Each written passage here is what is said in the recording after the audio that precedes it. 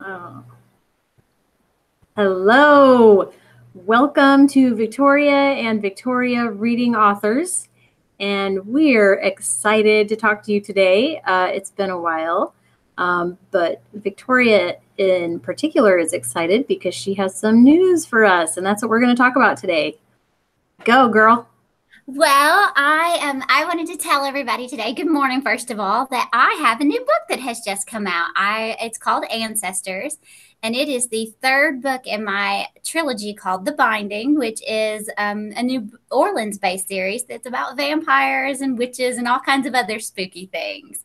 But it has just come out, and I'd like everybody to check it out. Awesome. And in that vein, then let's talk writing, let's talk trilogies, let's talk vampires. Okay. So we'll start kind of at the beginning. And where did you get your idea for the premise of The Binding? You know, I got it in Lafayette Cemetery. It's a very famous cemetery in New Orleans. We were there one day just walking around, and it was raining and dreary. And there is something about New Orleans, there's something about the atmosphere. And it just sort of popped into my mind. I sort of, as you know, and as I hope others will find out, one of my main characters is a 500-year-old vampire named Demian. And it was there in that cemetery that I could clearly sort of see Demian and kind of know his story. And I could not wait to get back to our little place in the Irish Channel where I could sit down and start writing it. That's awesome. So would you say then like the character came first and then the story kind of came after? Absolutely, absolutely. It's New Orleans is one of those weird places where I think even if you weren't a writer, you could clearly see these stories everywhere. Yeah, I have not been there, but I've read a few books. I mean, a traditional published one that comes to mind is In the Garden of Good and Evil, or I'm That one's in Savannah. oh, is that Savannah? Okay. Savannah, yeah, but Um, also a good one. all right. Kind of that same southern feel though. Definitely, Um, definitely. and then Um, of course the Anne Rice vampire novels. well, I think we all know how I feel about Anne Rice. I was 9 when I picked up my first Anne Rice novel, and I have never went back. I'm always reading an Anne Rice novel. Awesome.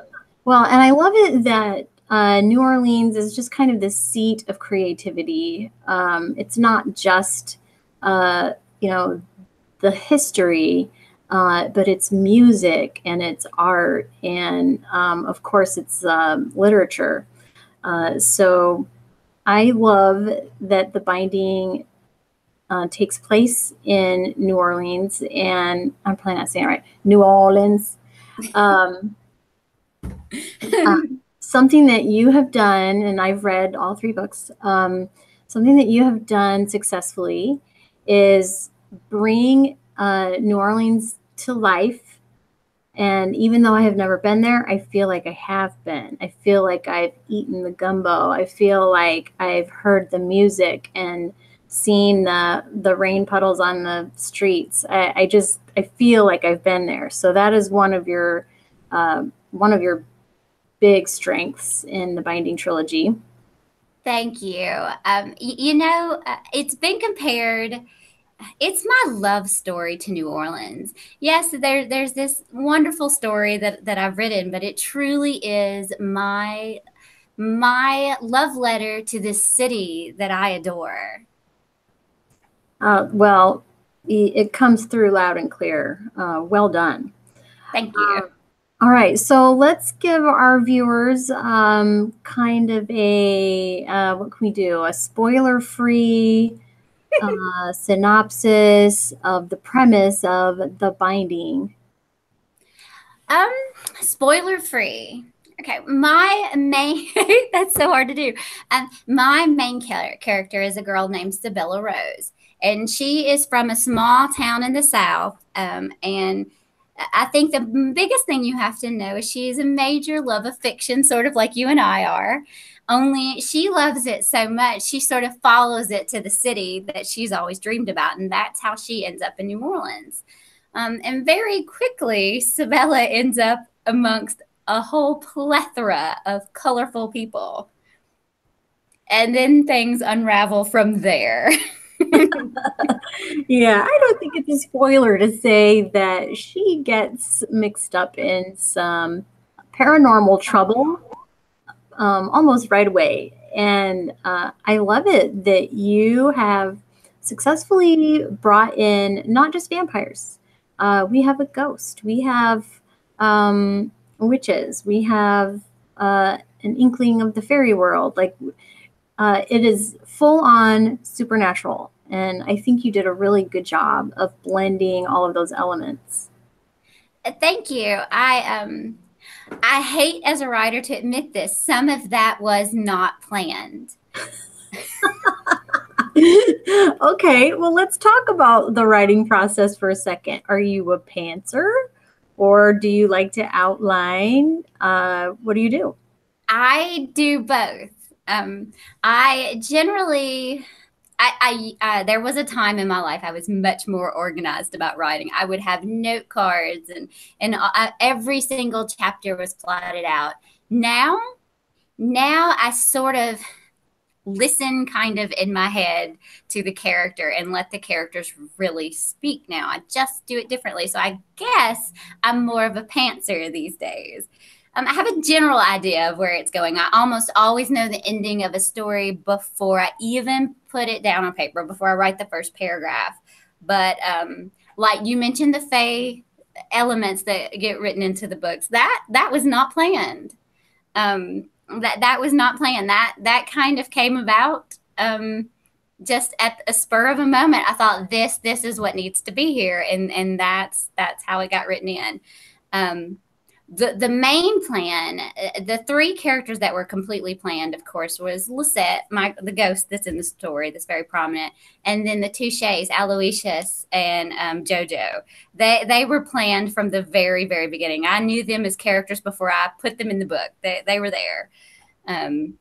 But yes, I'm definitely a pantser, I think, most of the time. I think that's interesting that your writing style evolved over time. I've gone through similar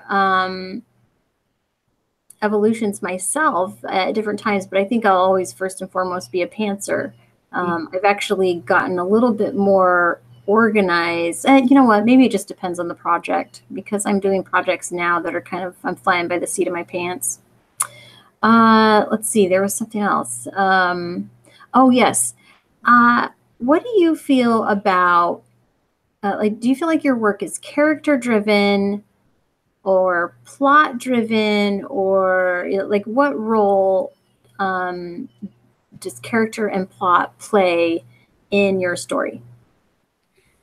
You know, if we were talking about any of my other books, I would definitely say plot. But I feel like I have to say character driven, and I'll tell you why.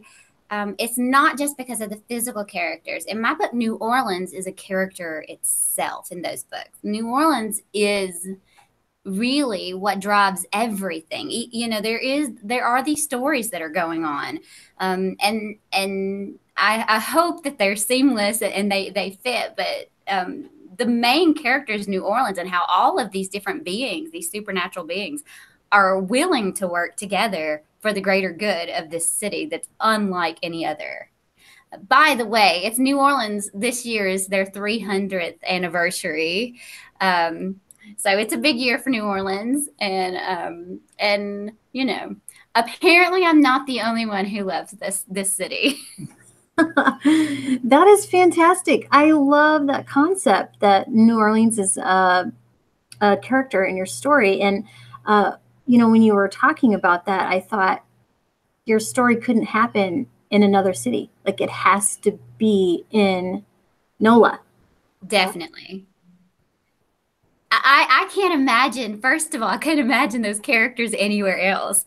You mentioned Midnight in the Garden of Good and Evil earlier, which is in Savannah, Georgia, and it is a similar city. However, it's it's laid back in a much different way. Um, uh, New Orleans is more relaxed in a less formal way. Maybe that's what I'm trying to say. It's much less formal. All right. Well, is there anything else that you would like to say about your books? And of course, we will put the links in the comments below. If you haven't already subscribed or liked, I hope you will like and subscribe to our video. But anything else, Victoria, that you would like to add? I really just want to tell everybody that these three books have been my passion project for several years now, and I'm really proud of these books. I love them. It was hard, very hard to let them go, to write the last chapter and say this is it, this is the end. And I really hope that everyone will check them out, and I hope they enjoy them as much as I enjoyed writing them. Yeah, you know, I think when we fall in love with our own book, and that is treading dangerous waters as a writer, we know that you can't fall in love with your first draft. Like, you've got to clean it up and make changes and everything. But at the end of the day, when we're finished with our project, if we are in love with it, I feel like that shines through. I feel like the readers can tell um, about our love for, you know, this creation. And I know certainly, as I have read the binding, your love for the city comes through, but these characters, especially the Touches, am I saying their last name right? Or Touche? Correct. Yes. Okay. Touche. Um, they're just alive. They're full-bodied. They're rich. You know, your dialogue meshes with the setting, meshes with characters. Like, all of their motivations are consistent. Like, these are real people. It turned into real people. And so I feel like your passion for your project really shines through in the Binding trilogy. You know, I think I neglected to mention the individual names of each book. So it's The Binding, Witch's Pawn, and then Ancestors. And maybe really quickly, how did you choose the titles? Well, without giving it away, the first book is learning. The plot in the first book is all about learning that there is this force, this supernatural force that occurs between vampires and humans. At least that's what we think to begin with. And it's not really, it can be a wonderful thing. In fact, some vampires think it's even their version of a fairy tale of happily ever after. However, it goes completely against their will. They have no choice in the matter. And the first book really deals with that, because the human involved, in this case, it's Sabella Rose, my main character. She also has no choice. She is immediately drawn to this being who is, you know, ancient in her mind and dangerous and not very nice. He's kind of not a nice person, or vampire, should we say. And the first book deals with that. The first book deals with coming to terms with being under this force that you can't do anything about. The second book, Witch's Pawn, the title came from part of the curse. That is part of it is another title for the binding, that a different, that's what the witches call it. They call the human that. I'm trying not to be spoilery, but that is what the term for the human that is involved in the binding would be called a witch's pawn, and that's how I came up with the title for the second book.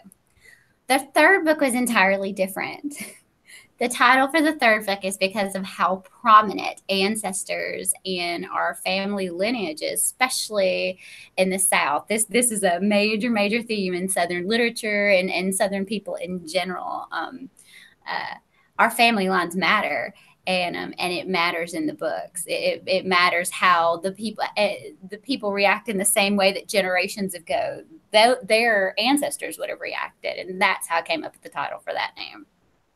Yeah, well, I love Ancestors, and I love the title. I love the meaning behind it, And I love that concept. It adds a richness and a vitality to the story when you start linking in, when you give your characters